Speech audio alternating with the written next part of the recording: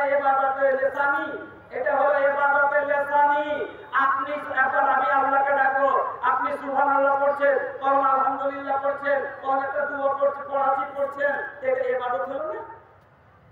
এটা কোরআন পড়তে বসছে, মানুষ শিখছে, শিখার লাগে না তো কোরআন পড়াটা নিয়ে ইবাদত না, ইবাদত নয়। তো ওরকম এখানে দ্বীনের কথা শিখছেন, এটা এখন ইবাদত।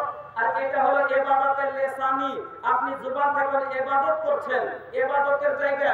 এজন্য এটাকে এখন আল্লাহর কাছে সবচেয়ে প্রিয় জায়গা। আর আপনি জঘন্য জায়গাতে আপনি বাজার হলো আল্লাহর নজরে সবচেয়ে জঘন্য জায়গা, সেখানে লোক বেশি। আর যেটা আল্লাহর নজরে সবচেয়ে প্রিয় জায়গা, সেখানে লোক নেই। আল্লাহ, মানুষের দিল মরে গেছে, মানুষের অন্তর মরে গেছে, জমির মরে গেছে। না হলে দিন মানুষের ভিতরে ঢুকতে চাচ্ছে না। আমার বন্ধুরা, আমার ভাইজানেরা, বুঝার মতো শক্তি আছে। যা হোক, আমি আপনাকে এদিক ওদিক না বলে যেটা বলছিলাম, যে আমরা সবাই যে কোনো নেকির কাজ করছি কিসের জন্য? জান্নাতের জন্য, নাকি? যে আমাদের যে পরবর্তী জীবন হবে, আমাদের দুটো জীবন ভাই। আমাদের জীবন কয়টা? দুটা। আর আমাদের স্থান হলো কয়টা? আপনাকে গুনাচ্ছি। আমাদের থাকার জায়গা, বাসস্থান আমাদের কয়টা? সবটি আপনাকে ছাড়তে হবে। মাত্র একটা আপনি চিরজীবনের জন্য। এটা দেখেন, আপনাকে বলছি কিভাবে। এক নাম্বার, আমরা ছিলাম কোথায়? প্রথমে আয়াতটা তর্জমা করে দিই। আমি আয়াতটা পড়েছি। আল্লাহ রাব্বুল আলামিন বলেন, ইন্নাল্লাযীনা আমানু ওয়া আমিলুস সালিহাতি লাহুম জান্নাতুন তাজরি মিন তাহতিহাল আনহার যালিকাল ফাওজুল কাবীর। আল্লাহ রাব্বুল আলামিন বলেন, ইন্নাল্লাযীনা আমানু ওয়া আমিলুস সালিহাতি, যারা ঈমান আনার পরে নেক আমল করবে, নেক কর্ম করবে, লাহুম জান্নাতুন, জান্নাতটা হলো তাদের জন্য।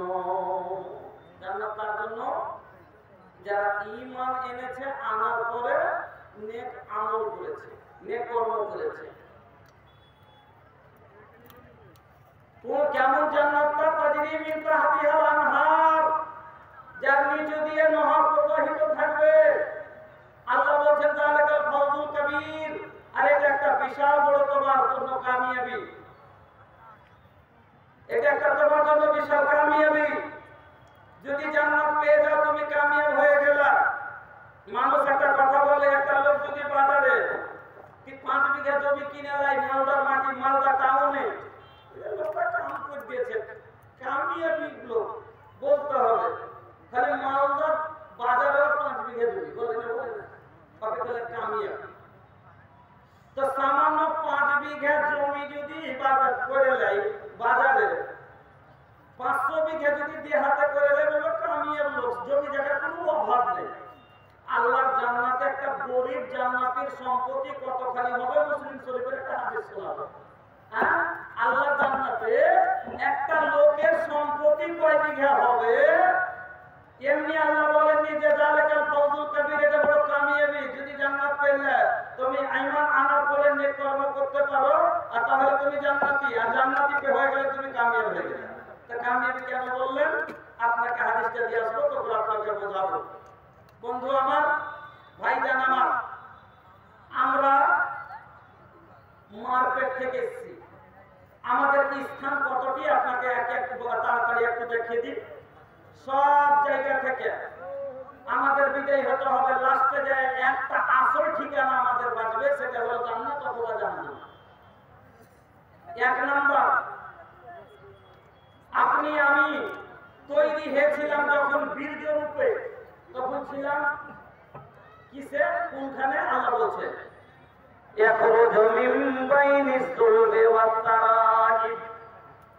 আমি আল্লাহ তোমাকে বের করলাম চুল এবং গলে রিড়ের হাড্ডি এবং তারা মানে হাড় পড়ার জায়গা। এবার হাড় কারা পড়ে? মহিলারা। আর হাড় কোথায় পড়ে? এখানে বুকের উপরে, তাহলে বোঝা গেল মহিলাদের বীর্য বুকের হাড্ডি দেয়া থাকে আর পুরুষের বীর্য থাকে রেড়ের হাড্ডিতে।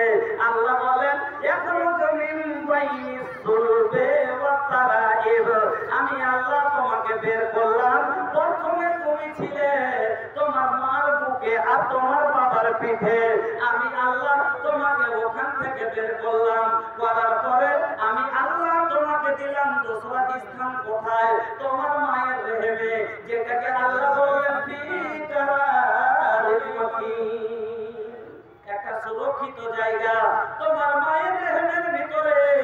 আমি আল্লাহ তোমাকে রাখলাম 9 মাস 10 মাস।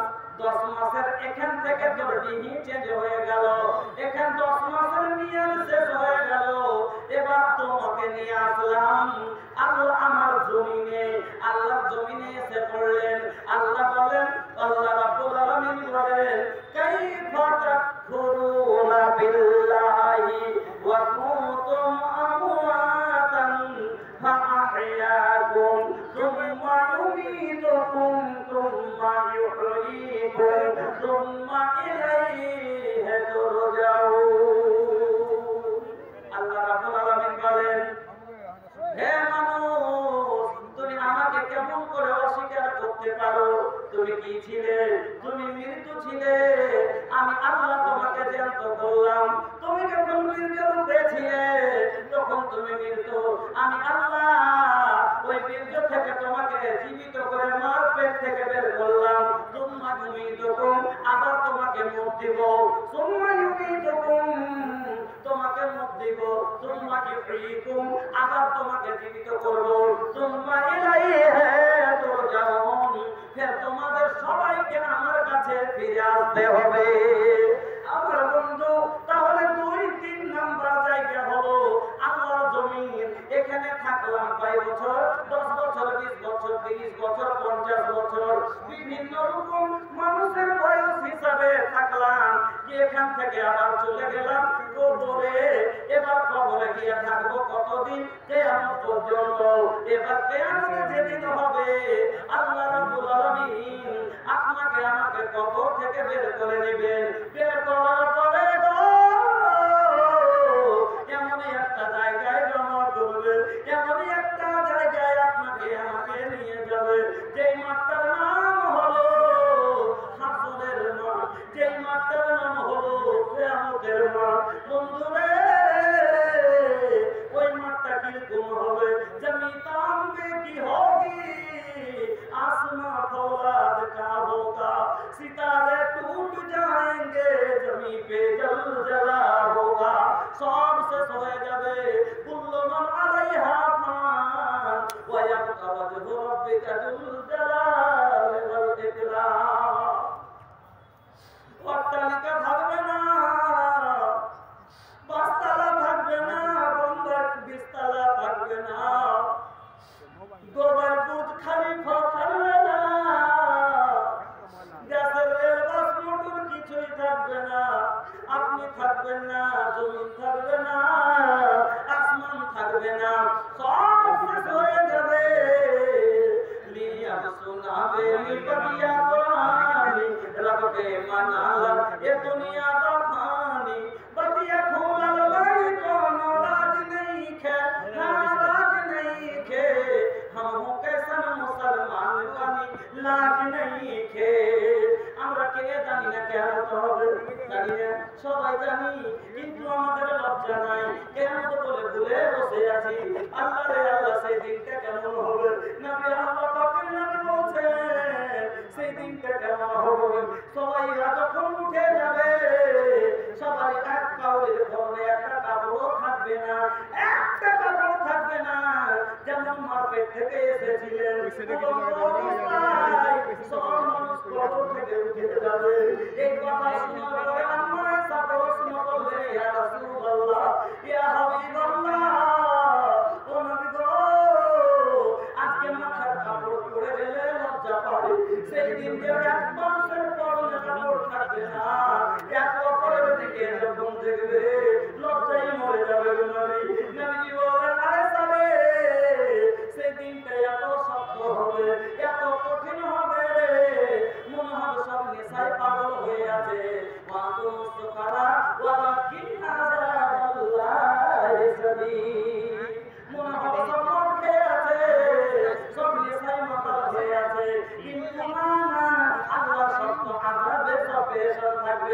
ওই নিজেই বুঝতে পারবে না, নিজেই জানো, নিজেই খেয়াল থাকবে না যে আমার পরনে কাপড় নাই, যার নিজের পরনের কাপড়ের ফিকির নাই, তার কেমন নদীকে লোকের দিকে দেখার কি ফিকির থাকবে? আল্লাহ রে আল্লাহ, ও বন্ধু আমার, ওই হাসরের মাঠে গিয়ে এবার আপনার আমার নেকি বডি তোলা হবে, এই নেকি আল্লাহর মিজান কায়েম হয়ে যাবে। আল্লাহ বলে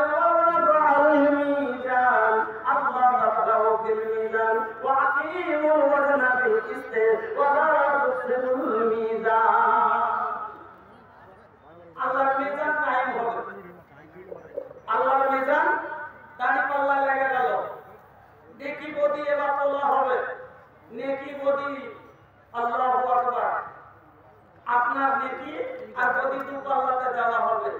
জীবনের এক পল যা করেছেন সব কিছু লেখা আছে, আছে না নাই? দুই কাঁধে দুই ফেরেশতা কিরামিন আর কাতিবিন, তোর পাপ পুণ্যের কথা লেখা আছে প্রতিদিন। দুই কাঁধে দুই ফেরেশতা কিরামিন আর কাতিবিন, তোর পাপ পুণ্যের কথা লেখা আছে প্রতিদিন। মাহবুব আল্লাহর কাছে যেদিন জমা হবে তোর আমলনামা, হাজারো কালে রেহাই পাইবা না, সবার খবর আছে একজনা, তোর খবর সব আছে তার জানা। হাত বলবে হাতের কথা, বাপের কাজ করিলে বেঈমানি কাজ দুনিয়াতে ধরা পড়লে বেঈমানি করে বেরিয়ে যান, যায় না যায় না, না আমি করিনি, সাক্ষী আছে, কে তোর সাক্ষী দিতে পারবে? সাক্ষী দেওয়ার লোক না থাকলে বিচার হয় না। আমার আল্লাহর কাছে সাক্ষী দেওয়ার মতো অনেক কিছু আছে, ওরা তো থাকবে, আপনার বডি থেকে আল্লাহ সাক্ষী বের করে নিবে। আল্লাহ বলছেন ইয়াউমা নাখতিমু আলা আফওয়াহিহিম ওয়া তুকাল্লিমুনা আইদিহিম ওয়া তাশহাদু আরজুলুহুম বিমা কানু ইয়াকসিবুন। হাত বলবে হাতের কথা, বাপের কাজ করিলে, পা বলবে পায়ের কথা, বাপের পথে চলিলে, মুখে অন্যায় বলবে মুখে, চোখে অন্যায় বলবে চোখে, মাসুদুল্লাহর কাছে রিহাই পাইবা না, সবার উপর আছে একজনা, তোর খবর সব আছে তার জানা।